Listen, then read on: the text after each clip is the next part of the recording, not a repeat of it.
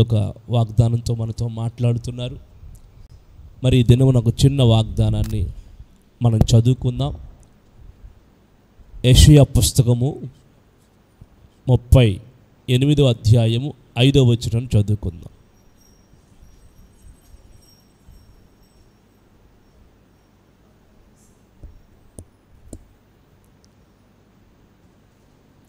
యెషయా పుస్తకం 38వ అధ్యాయము 5వ వచనం.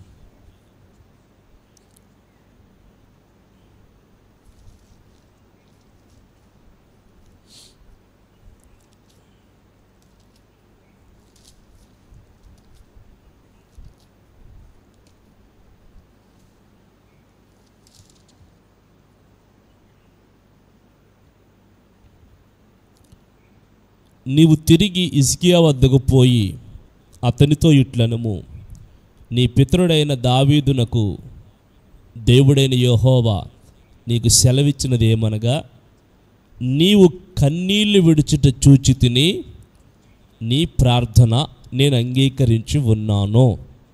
ఆమేన్. కింద మాట నోట్ చేసుకోండి. నీవు కన్నీళ్లు విడుచుట చూచి తిని నీ ప్రార్థన నేను అంగీకరించి ఉన్నాను.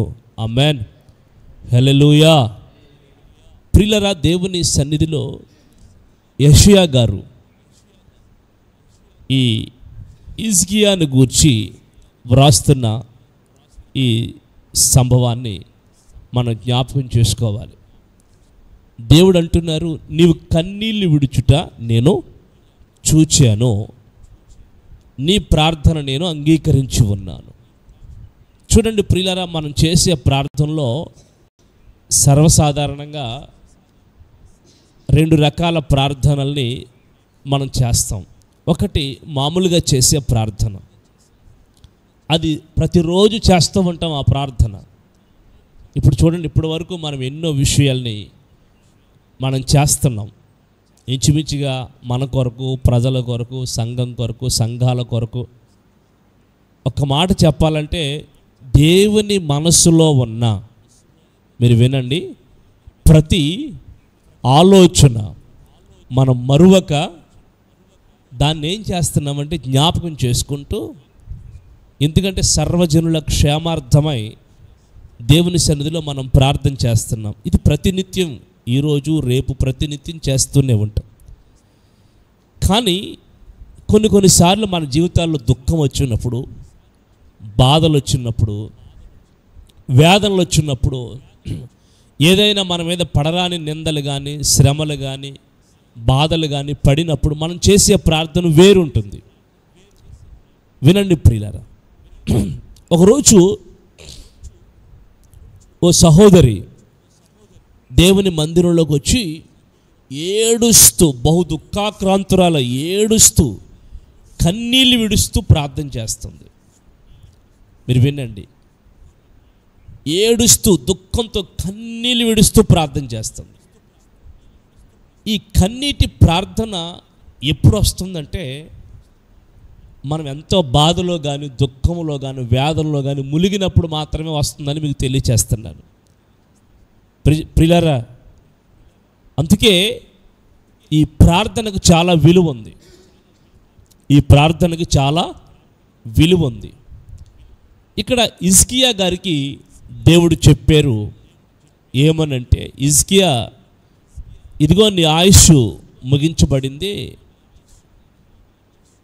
నీ బ్రతుకు దినములు సంపూర్ణమయ్యాయి, నీ ఇల్లు చక్కబెట్టుకో, నీ రాజ్యం ఎవరికి ఇస్తావు వాళ్ళకి చేయి అని అన్నిటినీ తెలియపరిచి ప్రియులారా వెళ్ళిపోతున్నాడు ప్రవక్త.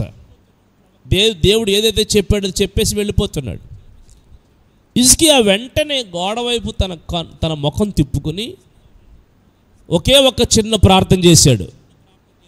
ఏ ప్రార్థన అంటే, ఇదిగో నీ సన్నిధిలో 3వ వచనంలో మనం చదవగలం.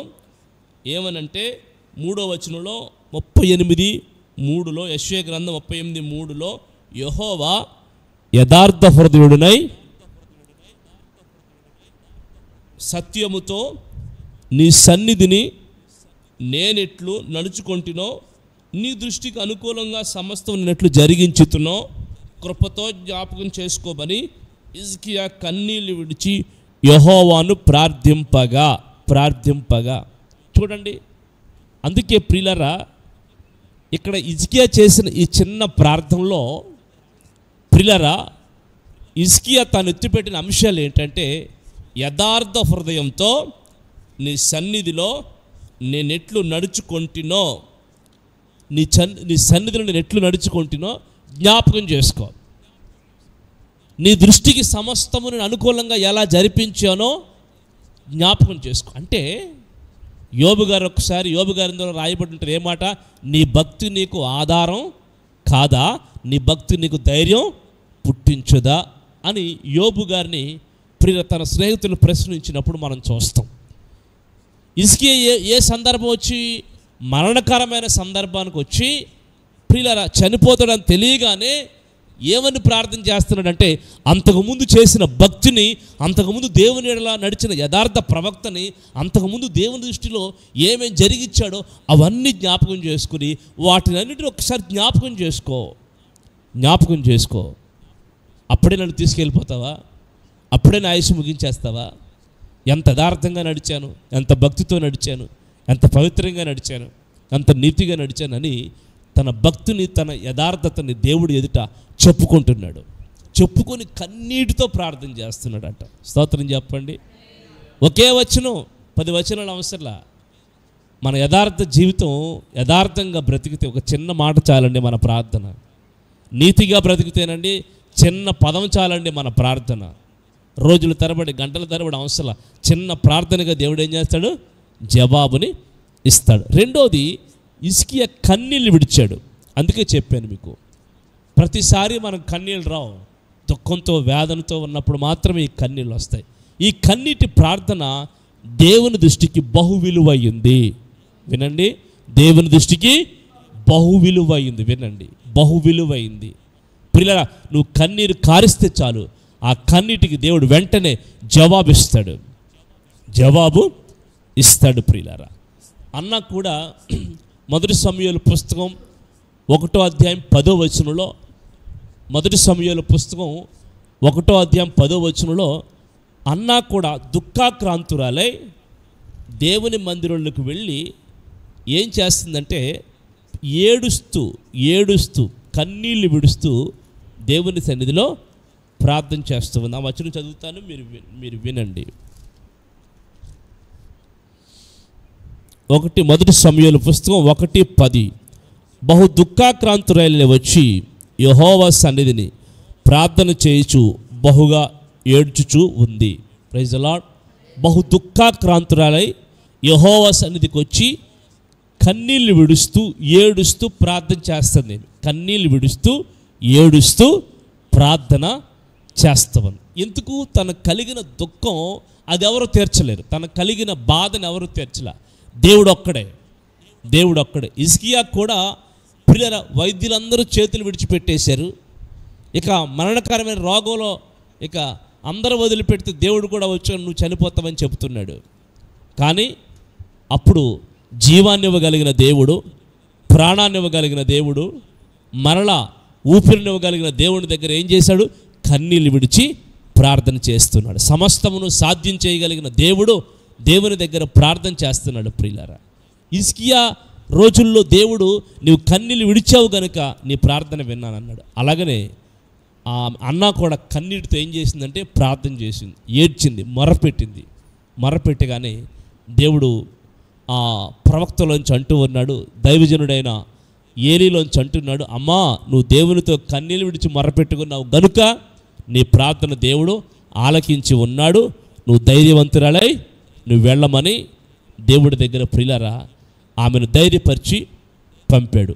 లూకాసు వార్త 7వ అధ్యాయం 38వ వచనంలో, లూకాసు వార్త 7వ అధ్యాయం 38వ వచనంలో ప్రియులారా ఆ ఊరిలో పాపాత్ములైన స్త్రీ యేసు భోజనమును కూర్చున్నాడని తెలిసి ఆయన వెనక తట్టు వచ్చి కన్నీటితో ఏడుస్తూ కన్నీటితో ఆయన పాదాలు తడుపుతుందంట.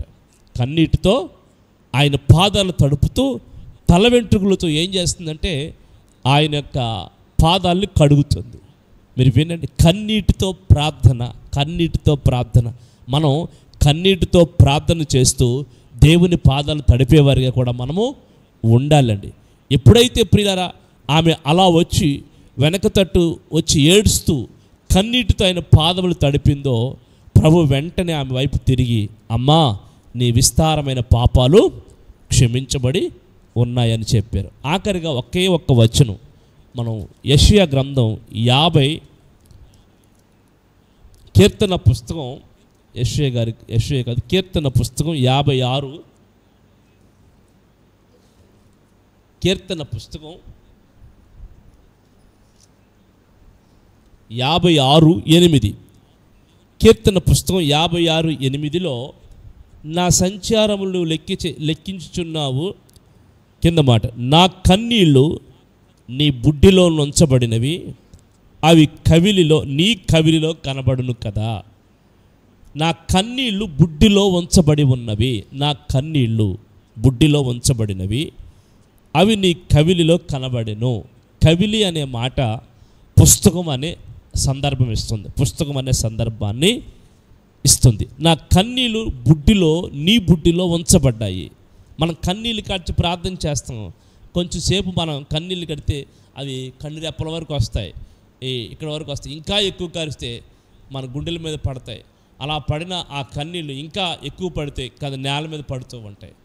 కానీ కొంచెం సేపటిగా కన్నీళ్ళు ఏమైపోతాయి, ఆరిపోతాయి. కొంచెం సేపటికి ఒక 5-10 నిమిషాల తర్వాత మన మనసు తేలికైపోద్ది. మీరు వినండి, మన మనసు, మన భారం, ఎందుకంటే హృదయంలో ఉన్నదంతా చెప్పేసుకున్నాం కదా దేవునితో, తేలికపరచబడిపోద్ది. మనం ఏం చేస్తాం, వెంటనే మర్చిపోతాం దాన్ని. కానీ దేవుడు అంటండి, నువ్వు కార్చిన కన్నీరుని ఆయన మనకు తెలియకుండానే ఒక బుడ్డిలో దాస్తున్నాడంట. స్తోత్రం చెప్పండి. నేల మీద పడుతున్నాయి మన కన్నీళ్ళు అనుకుంటాం, మన వస్త్రాల మీద పడుతున్నాయి కన్నీళ్ళు అనుకుంటాం. కానీ మనకు తెలియకుండానే మన కన్నీళ్ళు కారుస్తున్నప్పుడు ఆయన అదృశ్య హస్తం వచ్చి మన కన్నీళ్ళని ఒక బుడ్డిలో పడుతుంది, ఒక పాత్రలో పడుతుంది, ఒక పాత్రలో పడుతుంది. ప్రియులారా, పట్టి ఏం చేస్తుందంటే ఆ కన్నీటి లెక్క దేవుని జీవగ్రంథం లేదా దేవుని జ్ఞాపకార్థ గ్రంథంలో అవి పుస్తకంలో రాయబడతాయి. స్తోత్రం చెప్పండి. జీవగ్రంథం కాదు కానీ జ్ఞాపకార్థ గ్రంథంలో నీ కన్నీళ్ళు ఏమైపడతాయి, రాయబడతాయి. జ్ఞాపకార్థంగా కన్నీళ్ళు రాయబడితే ఆ రోజు ఏమన్నారు, ఎవరితోటి, అపోస్తలుల కార్యాలు 10వ అధ్యాయం కొర్నేలుతో ఏమన్నారు, నీ ధర్మకార్యాలు నీ ప్రార్థనలు నా సన్నిధికి జ్ఞాపకార్థంగా చేరాయి. జ్ఞాపకార్థంగా చేరాయి అంటే అక్కడ ఉన్నాయి ఇవి. నువ్వేం చేస్తున్నావు, ఏ ప్రార్థన చేస్తున్నావో, ఏ మొరపెడుతున్నావో, ఎవరి కొరకు ప్రార్థన చేస్తున్నావు, అవన్నీ అక్కడ ఉన్నాయి. కానీ ఎందుకు జ్ఞాపకార్థంగా చేర్చుకుంటున్నాడు దేవుడు అంటే, పుస్తకంలో రాస్తున్నాడంటే ఒకరోజు నీ జీవితంలో నీ కన్నీటికి తగ్గ జవాబు ఇవ్వడం కొరకు అవన్నీ పుస్తకంలో రాస్తున్నాడు. ఆమెను కొట్టండి గట్టిగా చప్పట్లు ప్రియులారా. ఎందుకంటే మన కన్నీరు వ్యర్థం కాదు, మన కన్నీరు వ్యర్థం కాదు, మన కన్నీటి ప్రార్థన వ్యర్థం కాదండి ప్రియులారా. అందుకే ప్రభువు అన్నారు, సియోను కుమారి దివారాత్రము కన్నీళ్ళు కారనిమ్ము, దివారాత్రము కన్నీళ్లు కారనిమ్ము, నీ కంటి పాపకు కునుకు రానివ్వకము, నీ కంటి పాపను విశ్రమింపనీయకము. కన్నీటి ప్రార్థనలో విలువ ఉందండి ప్రియులారా. కన్నీటి ప్రార్థనలో బలం ఉంది. కన్నీటి ప్రార్థనలో దేవుని కార్యాలు వెనువెంటనే మనం అనుభవించగలిగిన ఒక శక్తి ఉంది. అటు కన్నీటి ప్రార్థన మన జీవితాల్లో జరిగిస్తే దేవుడు హిజ్కియాతో చెప్పారు, ఏమని, హిజ్కియా నువ్వు కన్నీళ్ళు విడిచి చూచాను, నీ ప్రార్థన నేను అంగీకరించి ఉన్నాను.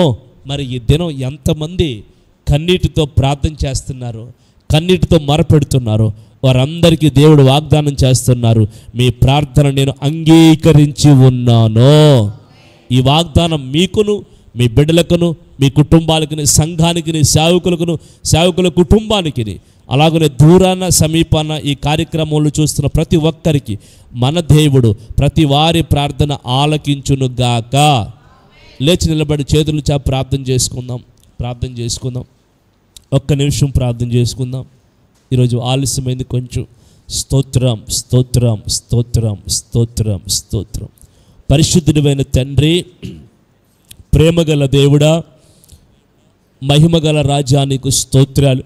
ఈ దినం ప్రభువా మీ సన్నిధిలో చేరిన మా అందరితో వాగ్దాన రీతిగా మాట్లాడారు తండ్రి.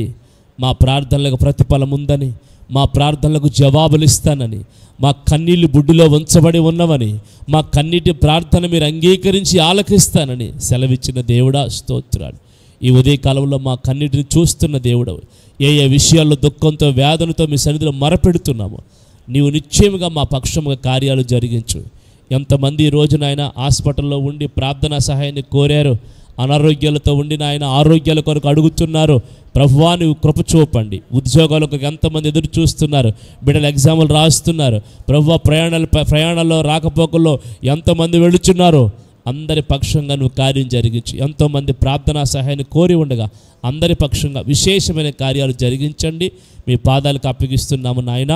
ఈ దినమంతా బిడ్డల జీవితాల్లో ఘనమైన కార్యాలు చేయమని యేసుక్రీస్తు నామములో అడిగి ప్రార్థన చేసి వేడుకొనుచున్నాము తండ్రి, ఆమేన్. మన ప్రభువైన యేసుక్రీస్తు కృప, తండ్రి అయిన దేవుని ప్రేమ, పరిశుద్ధాత్మ సన్నిధి సహవాసం మనందరికీ తోడై నడిపించునుగాక. ఆమేన్. ప్రభు మిమ్మల్ని దీవించడం గమనించండి. రేపు రాత్రి దేవుని మందిరంలో క్షేమాభివృద్ధి కూడిక జరుగుతుంది. మరి దైవజనులు పరంజ్యోతి అయ్య గారు హైదరాబాద్ ప్రాంతం నుంచి వస్తున్నారు. అందరూ కూడా కుటుంబాలతో కలిసి ప్రార్థన చేసే కుటుంబాలతో కలిసి ఆ కూడికలో ఏకీభవించాలని దేవుని పేరిట మీకు తెలియజేస్తున్నాను. ప్రభు మిమ్మల్ని దీవించును గాక. ఆమేన్.